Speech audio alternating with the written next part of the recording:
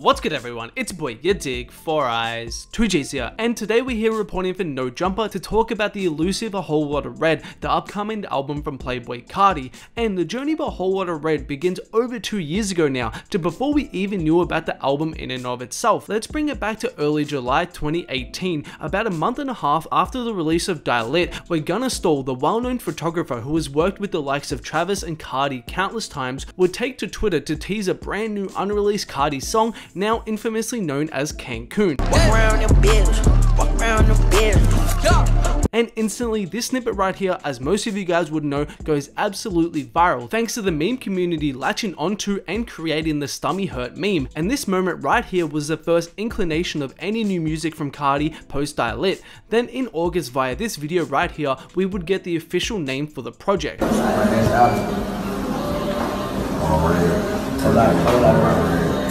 And in terms of actual solid news, it would then go quiet for a little bit on the album front, but as Carti was off promoting Yadiiiigg on tours, in typical Carti fashion, we would get snippets of a bunch of new music. On top of songs like Cancun, there were other fan favorites like Molly,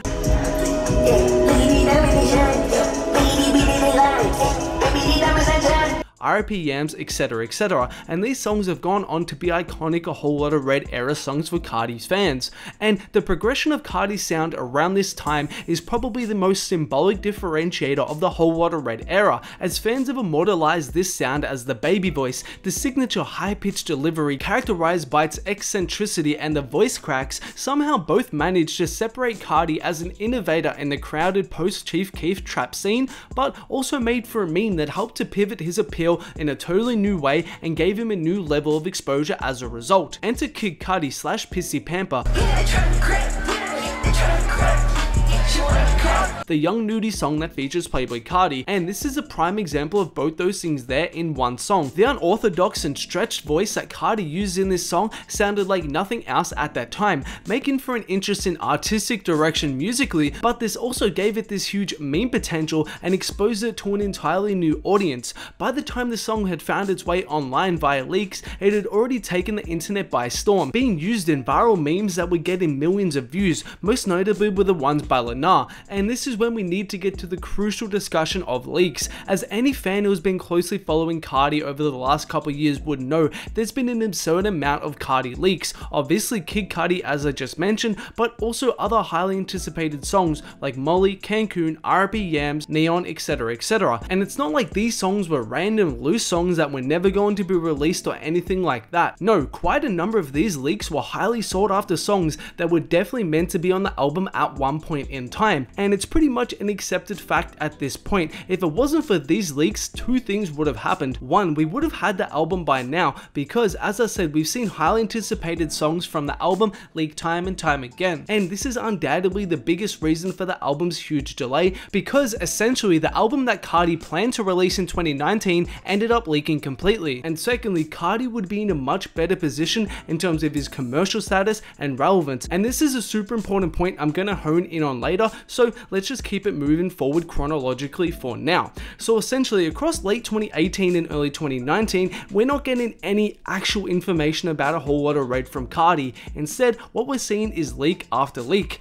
Then we get to June 2019, where we get an in-depth think piece plus interview by the Fader, which is the most information we've ever gotten about the project. Unfortunately though, at this point all this time later, it's hard to know how much is still relevant today from this piece. But one crucial point to draw from this was the fact that Pierre Bourne wasn't around much for the making of A Whole Lotta Red, or at least wasn't at that time. Now, as we know, Pierre and Carti have been synonymous with each other throughout the self-titled and Yadiiiigg eras, with much of Carti's sonic direction on these projects being handled by Pierre. However, it seems as though with A Whole Lotta Red, we might be seeing a much more varied production palette compared to self-titled and Yadiiiigg, where in that article it mentions other people like Molly Raw, Richie, Rourke, and Don Cannon. And on top of this, we've even seen Carti link back up with Ethereal of Awful Records, who was responsible for quite a number of his SoundCloud era tracks. Plus, on top of this, we've also seen him work with Jetson Maid, who produced his lead single At Me, which we'll touch on a bit later on. And I think this is a really interesting narrative for the album, because if this is true and Pierre is not as involved in the project as he was in Self-Titled and Yadiiiigg, it'll be the first time we hear a project of Carti's without the guidance of Pierre and his sound throughout. Moving on though, up until this point, it's around the middle of 2019, and us as Carti fans are getting excited for the album to drop practically any day now. His last 2 projects have dropped just in time for the US summer period, so the Carti conspiracy theorists were out in full force trying to conjure up the release date.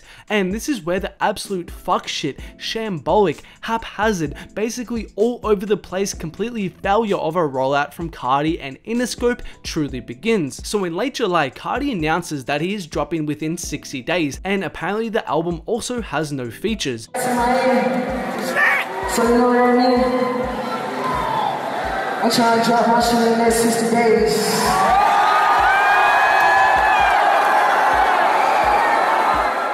Next thing you know though, 60 days comes and goes, literally not a single word about the album from Carti. Then out of nowhere, he announces a one-off concert in New York, which a lot of people took to mean that he was going to do something a whole lot of Red related at, because it just makes sense. If he's going to announce a one-off show, surely he's going to give us a date or a new song at least. Well, in typical Carti fashion, it doesn't go to plan. He rocks up fashionably late, hitting the stage 2 hours after he was meant to, then performs something like 3 songs, and then says this before ending the show completely. I swear to God, please remind this shit. I want everybody in this bitch, get the fuck out of here and go to fuck home. This shit is over with.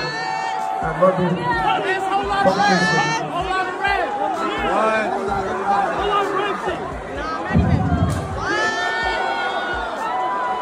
Taken to Instagram afterwards to post this on his story, claiming that it was due to technical difficulties before saying that he's been working on his album OD and thanking the plug himself. And then after this, we get to these Instagram posts right here, which happened within a day of each other. Of course, just looking at these captions sent the whole internet into a frenzy, with people presuming, probably rightfully so, that we were getting something, at the very least a single, hopefully an album, in 2 days. But nope, 48 hours later and literally nothing new again. And after this 48 hours fiasco, I remember the Carti community being in an uproar, with thousands of people threatening to burn their finest gilded and V-Loan printed garments, like the time LeBron went to Miami. But then we saw something so strange happen from Carti. As I said, a lot of his fans at that time were going at his neck because he was taking so long, and in response to a fan's comment, he did his own twisted hieroglyphic filled PR statement, which you can read right here. I don't even want to attempt reading this, but yeah, definitely one of the most weirdest things I've seen an artist actually do. But still, at this point in time,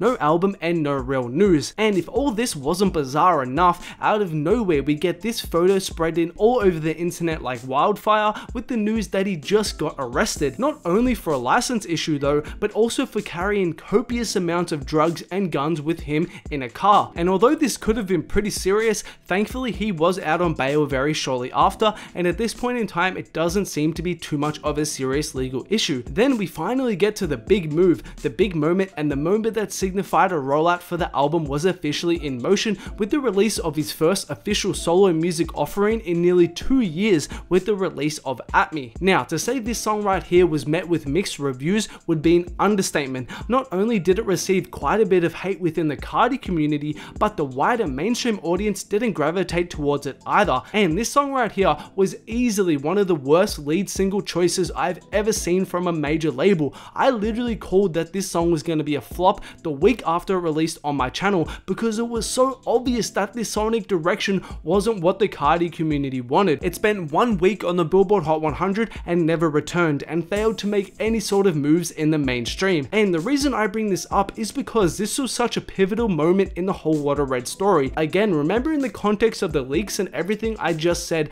up until this point, over the course of 2 years, we had seen these huge, highly anticipated songs that were potential hits and that could have been some of Carti's best released music leak time and time again. So all those songs that could have been huge for him had gone to waste. So it was really important whatever he actually released needed to hit, and especially considering that Carti is a major artist on a major label and a whole Lotta Red is a major release that they would have easily spent hundreds of thousands of dollars on at this point in time. So the label really needed this first single single to be a hit, a commercial smash that led perfectly into the album, and you cannot argue that the single didn't reach those expectations. It didn't make any noise compared to a song like Magnolia, Shooter, Wake Up Like This, etc, etc. Plus, only to make matters worse, less than a month after this we got the release of Pain 1993 with Drake of Dark Lane demo tapes. Of course, a Drake look is a huge moment, and this could have been a huge song for Carti and one that propelled him into new heights.